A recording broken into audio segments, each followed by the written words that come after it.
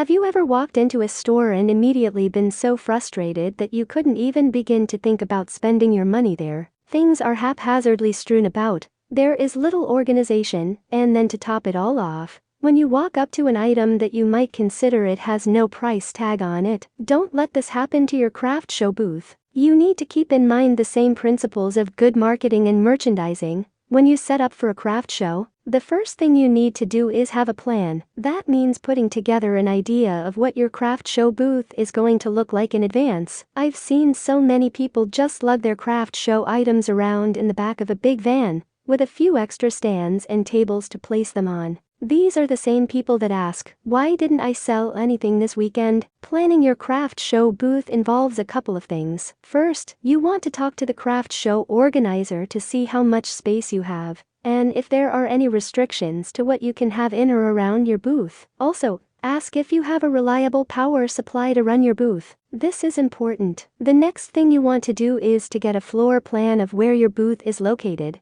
so you can figure out the best setup to keep people moving in and through your craft show display. When you go to set up your craft show booth for the show, there are a couple of things you must keep in mind. No clutter. Keep your crafts well organized into specific areas. If you are a knitter and you have sweaters for kids and adults, you don't want them together, because people will be frustrated with having to sort through the kids' sweaters to find the one adult one in the pile. Spend time perfecting your merchandising skills. If you have a special stained glass window hanging, it would be time well spent to purchase or build a window that you can display in your booth with one of your window hangings in it. When people see the item in action, they can picture it in their own homes, or they can picture using it. If they can do this, then they are more likely to part with the money to buy it. Keep items no lower than waist level. No one really wants to bend over after they have been on their feet all day at a craft show. Keep items within a person's reach, and they will be more likely to pick it up and examine it closely,